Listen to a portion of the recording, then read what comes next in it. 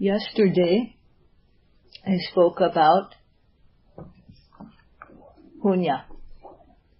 Do people remember what Puñña is?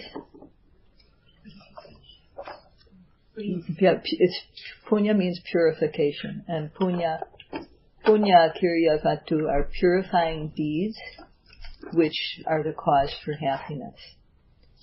And I spoke also about how the practice of Satipatthana leads to a reliable, guaranteed type of happiness. And before one attains that guaranteed happiness, it brings special happiness along the way while we are practicing it. And how many kinds of purifying deeds are there? Does anybody remember? Three kinds, 3 groups. And the first one is Dāna, right? And that is basically giving what one has, Dāna. And the second is Sīla, and the third is Bhāvanā, right? So when I spoke about Dāna Puñña, I want also to add that not only giving material things, but also performing acts of giving, of service are included. And also when we share our merits at the end of the day, that is also a form of giving to others. And also doing things like teaching, giving Dhamma talks and so on. And this Dāna Puñña is basically performing the act of giving so that it includes loving kindness and compassion and sympathetic joy, mudita, and so that greed and hatred are eliminated. This is what makes it purifying. So Dāna, which contains loving kindness and compassion, or metta and karuna, makes it easy for us to keep Sīla. And how that is that when we have eliminated extreme greed and extreme anger, then we won't give in to these types of feelings and commit misdeeds. And therefore it becomes easy to avoid killing, to avoid stealing, sexual misconduct, lying, and drugs and intoxicants when one practices Dāna in a way that develops one's loving kindness and compassion. So when Dāna is done in this pure way, the intention is very pure, and therefore it brings a special type of happiness. That is, it brings material fulfillment. And this is called in Pali bhoga sampatti. Sampatti means fulfillment, and bhoga just means the basic things that we need: food, clothing, shelter, and other things, the basics that we need to live on. When we have enough to live on, then we don't feel inferior in society. We don't feel ashamed of what we're wearing and so on. And when we have enough to live on also, we are able to share what we have with others without having to worry about not having enough for ourselves. And also, we have a lot of time too. We have more time if we have enough to live on, if we're not working all the time to support ourselves. And so, although Dāna can't bring us liberation, it can't bring us this guaranteed happiness that is the end of the practice, it supports us in the practice. And as was said, Dāna makes it easy for us to keep the precepts. King Asoka made this remark on his stone pillars, that Dāna is the least of all good deeds. It's very small, but because it opens the door for morality, it's very, very good. And 2 aspects to a person who is able to avoid killing, stealing, and so on. There are 2. One is moral shame and moral dread. That is called in Pali hiri and ottappa. And this hiri, or moral shame, is the state of mind which views wrongdoing as though it were feces, with disgust. One sees it in that way, as something filthy and smelly. And hiri is that attitude which makes us shrink from doing wrong, because we don't want to get dirty. If we do that, if we touch that, if we pick it up, we'll become dirty. And ottappa is the quality of moral fear. It views wrongdoing as though it were a red-hot iron burning ball. That is, one would be afraid of picking up something like that. One doesn't want to be burned. And so this ottappa, the quality of moral fear, makes us shrink from doing wrong, because we don't want to get burned by the fire of this misdeed. That is one aspect that keeps us able to keep morality. And the other aspect is that, so the other thing that can keep someone from committing misdeeds, like killing, is the understanding of how others would feel to be harmed. One understands, oh, I wouldn't like that if that were done to me. And it's the feeling one understands, just as one doesn't want to be harmed, so too others don't want to be harmed.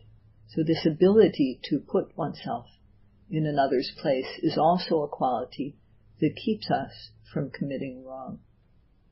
And sometimes what motivates us is this shame and fear to do wrong. Sometimes what motivates us is this sense of how others would feel and not wanting to cause them harm. So refraining from wrongdoing like this is Sīla Puñña, the purifying deed of morality. And this is something that everyone should fulfill. Everyone, no matter what their religion is, no matter whether one is Christian or Hindu or Muslim or Buddhist or without a religion, this is basic human morality, and it is something that should be done. And this Sīla brings what is called Bhāvanā, or fulfillment of one's existence. So this Bhāvanā, or fulfillment of existence, it means that to the extent one keeps one's physical and verbal behavior pure, one can live free of danger in this lifetime.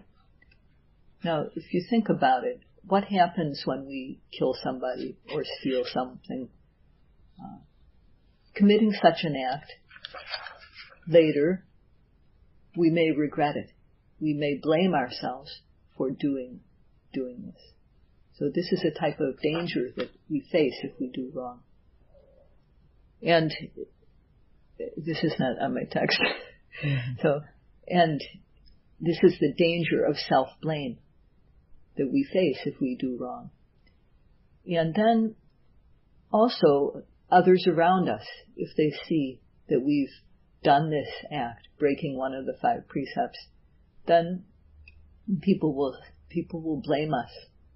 We will be blamed by others around us, especially wise people.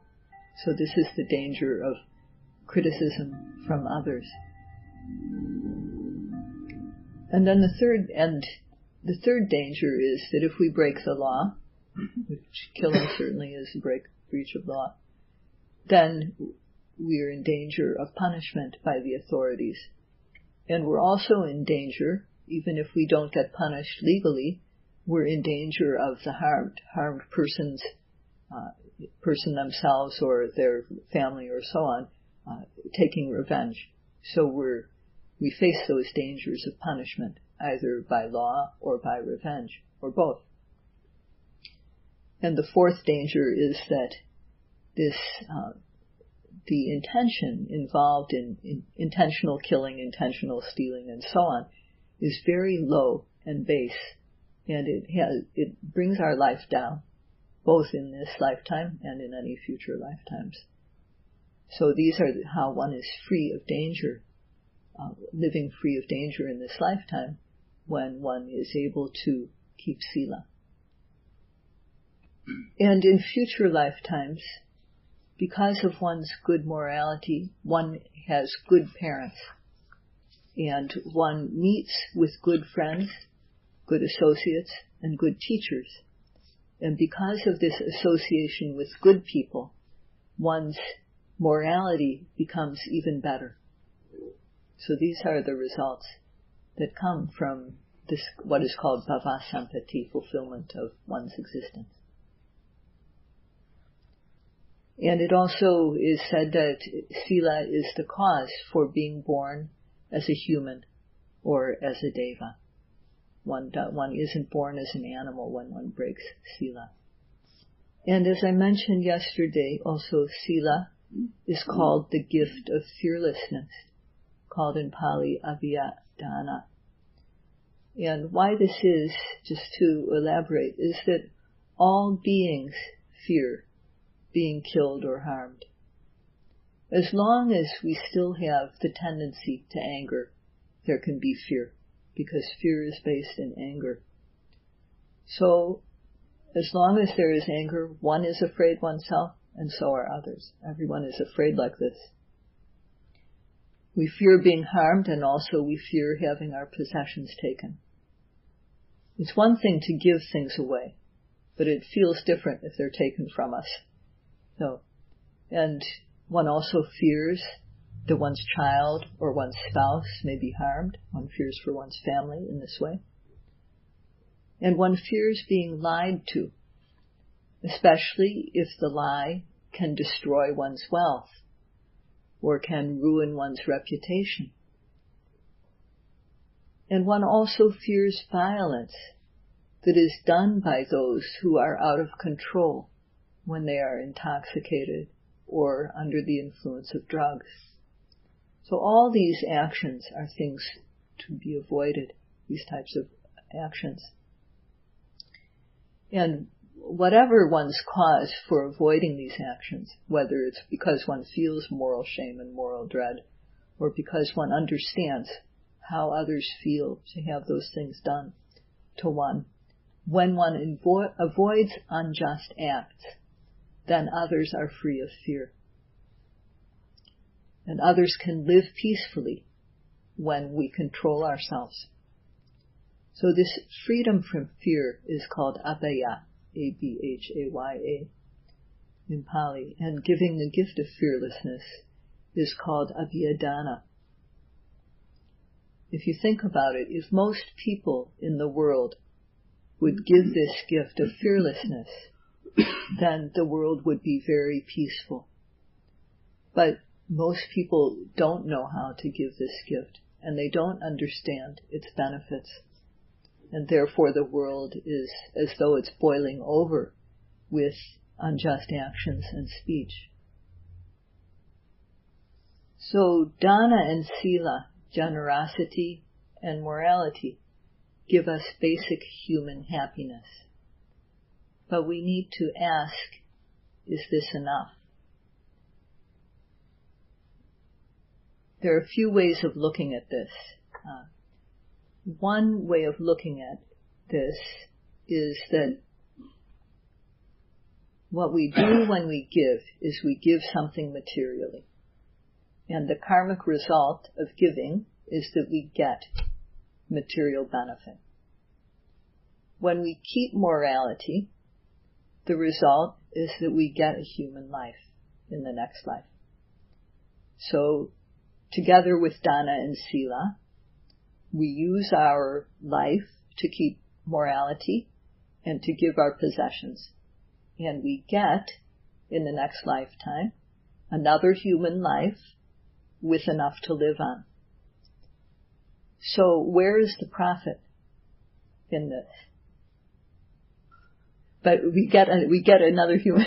Okay, yes, we're happy getting another human life with enough to live on, but that's all we get. We don't get anything extra. So it is like doing business where we break even. We make no profit. And if we make no profit, what happens when our family has an emergency and we need to use some of the money that is invested in the business to help the family. Then we have not enough for our business.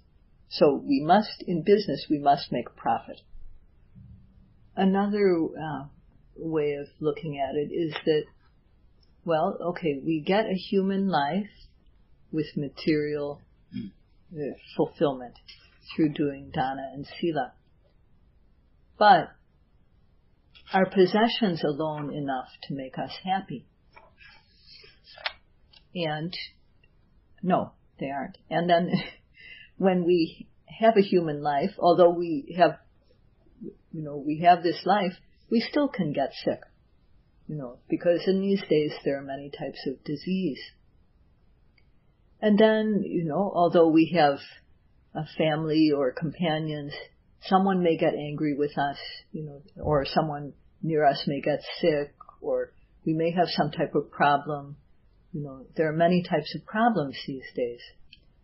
So, people can have marital problems, work problems, social problems. So we need something more than just Dāna and Sīla. That's another way to look at this question. So another way of looking at this, just to emphasize the point, is that Dāna and Sīla, they do give us basic happiness. But this is just a foundation. And if what we want is happiness, we shouldn't stop with only the foundation. Because an analogy is that when you build a house, you must have a foundation. But you can't stop there if you're going to live in the house. You have to have walls, you have to have a door, you have to have windows, you have to have a roof.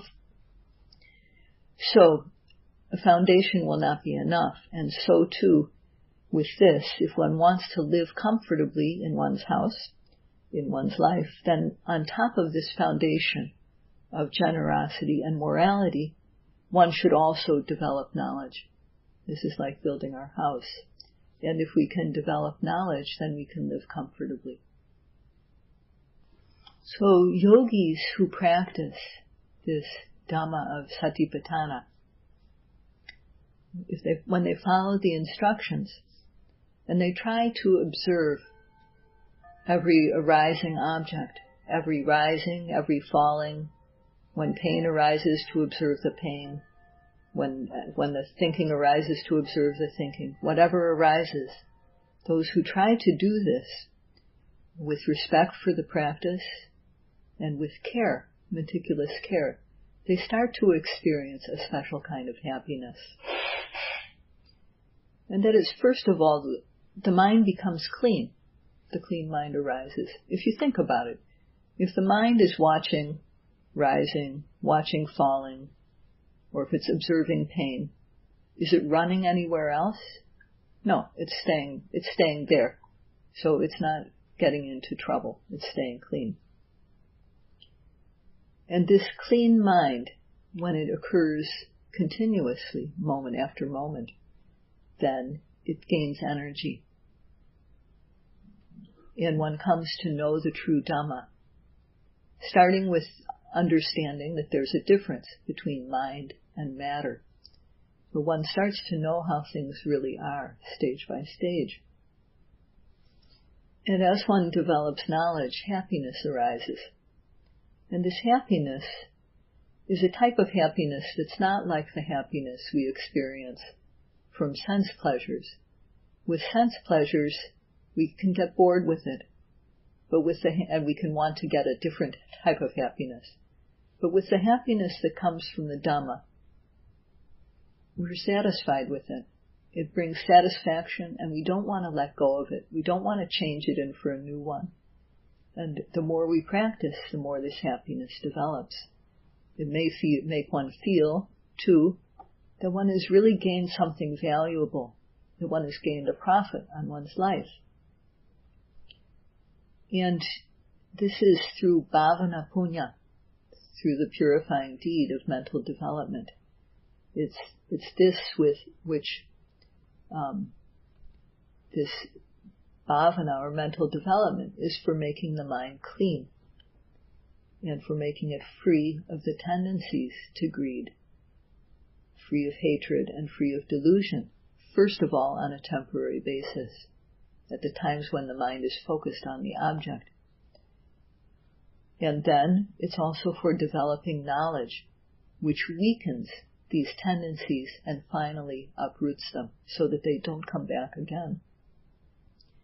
And if the yogis follow the instructions that were given with faith and precisely, then they are sure to reach this peaceful destination, because this is the right path which leads to the right destination. So I'd like to talk a little bit about how the Buddha described the path of practice. Although things like Dāna are a support, they are not actually a training.